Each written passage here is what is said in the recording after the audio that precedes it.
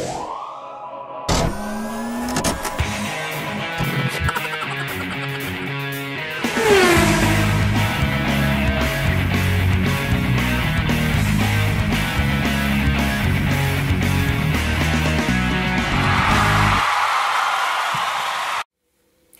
guys, so we're going to look at drones versus FAA survival guide. I'm going to give you guys some guidelines on how to basically be able to fly and even fly FPV with the current situation with the FAA, especially to people who are worried about the regulations and somebody coming and fining them and them not wanting to go to court because they might not be able to afford it. Alright, so sorry, I got the little one over here. Thank you. Alright, so I'm going to start with the document that they released and basically a few of the things there. They basically call these things UAS or Unmanned Aircraft Systems, and they categorize into three parts: public aircraft, civil aircraft and model aircraft, which is what hobbyists are basically using. Now, I don't know where the government drones or RPVs, as I call them, the remotely piloted vehicles, are sitting. Doesn't look like they're even classified in there, but what we're worried about is the model aircraft and how that's classified. So for it to be a model aircraft, they start out by saying that it needs to be used for recreation or hobby use only, and it must be within line of sight operation.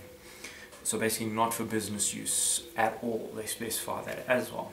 Now the other thing is, Congress also said that an unmanned aircraft is basically something that is anything that is operated without the possibility of direct human intervention from within or on the aircraft. Now the thing is it depends how you classify that, from my opinion, because even on a real aircraft, a lot of it is, yes, the person literally comes and presses a switch, or you know, pushes a dial, anything like that, and those are either connected through hydraulics, mechanical systems, or digital systems. Now also some of the control, well, the control of the aircraft anyways is within, but it is through some kind of electronic system as well. So if you're looking at a multirotor, for example, you've got a receiver sitting in there and your radio, and you're flipping a switch, and the receiver is now getting that command from you to change something from within the aircraft. So that sort of thing is not very well put together. The next thing is that now the FAA comes with requirements for what a model aircraft is. So there's sort of two places, because I've already said that they said no, recreational hobby use, and then it's got to be line of sight. But then they go to say, no, for your thing to be classified a model aircraft, it's got to be under these requirements. If it is so, then the rest of the regulations do not apply to you, and then you don't have to worry. So let's have a look at that. Aircraft flown strictly for hobby or recreation use, we covered that. Flown with accordance to some kind of national association like the AMA, for example. Okay. It must be less than 55 pounds, unless again regulated by some kind of national association like the AMA. Flown in a manner not to interfere with and give way to any manned aircraft. Now that's very interesting, because they just said any manned aircraft, yet does that mean that if I'm flying around for my hobby, I can get in the way of government drones? Those are, according to their definition, unmanned. So is that okay all of a sudden? I don't think it is, but obviously they don't care. And then if you're flying within 5 miles of an airport, you have to get permission from the air traffic controller. If not, if they say no, then you can't fly within 5 miles. No, that's not a big deal.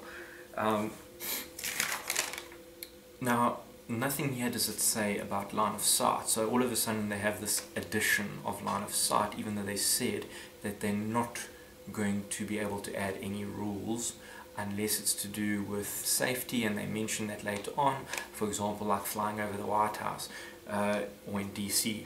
You've got to be a real idiot to fly over the White House. I mean, that is a safety concern, of course, and I don't think anybody's going to do that. Also, you're flying over private property. Well, actually, it's not, it's government property, but we're not going to get into their politics too much. But anytime you fly over private property, obviously you have to get permission.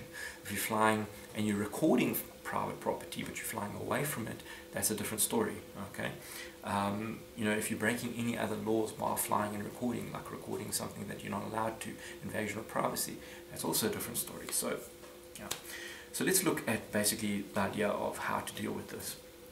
As far as a business is concerned, it's a little bit more complicated because there's certain things that you can't get away with from the way the laws are, or not the laws, the regulations are concerned with the FAA. So it becomes a bit more difficult, and you might have to you might get subpoenaed, and there's not much you could do. There are little things that private people can do to help, say realtors or anything like that, try and get around it as much as possible. However, there's no guarantees. So what I was saying is that for business it's a little more difficult.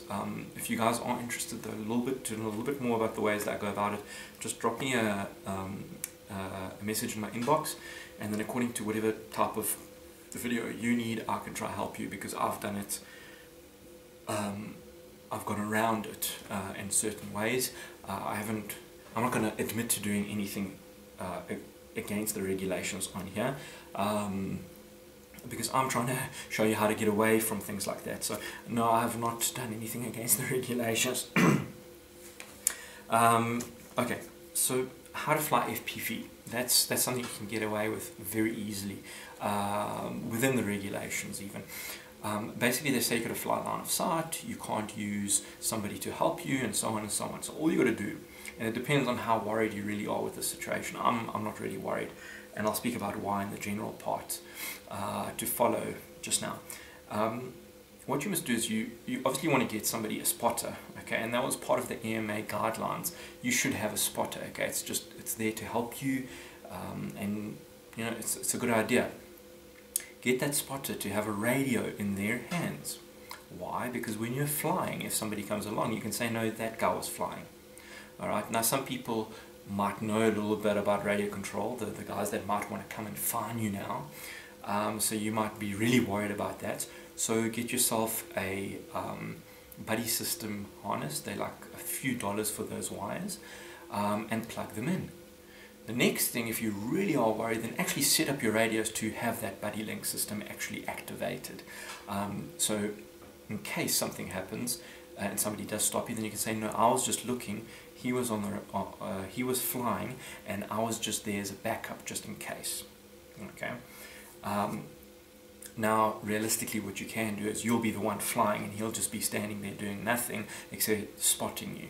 Now, the reason that's fine is because they cannot prove now that you've actually been flying with your FPV goggles, because it's someone else. So that's already something there.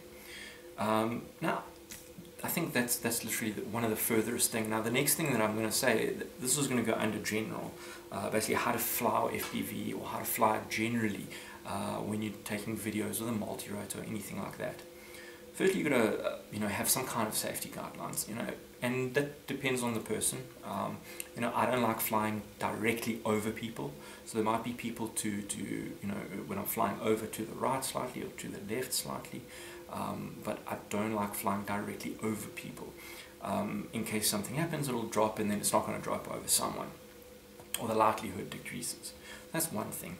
The next thing is, any area I go around, if it's not an area that's completely open and there's not many people around, for example, around buildings or anything like that, I usually talk to the people around, tell them what I'm going to do.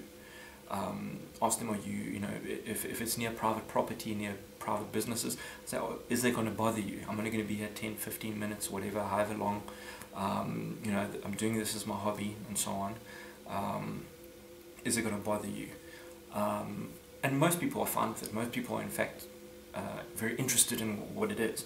So, speak to the people around before. It just helps. If there's security, speak to the security guys. A lot of them are usually very happy with it. If there is police, then you can speak to the police. most of them are also fine with it. You know, the more informed you are, if they don't know something, then you can inform them and say, listen, this is the regulation, this is how it is, I'm doing it for hobby, and so on and so on. So the best thing is to be friendly and carry on with it. So again, as far as the FAA thing is, the idea is you don't want to be noticed, and you want to take every precaution possible not to be worried about getting that fine. So, you know, posting a video online, that's not a big deal, because they can't say, oh no, you've been doing this FPV. They're not going to know.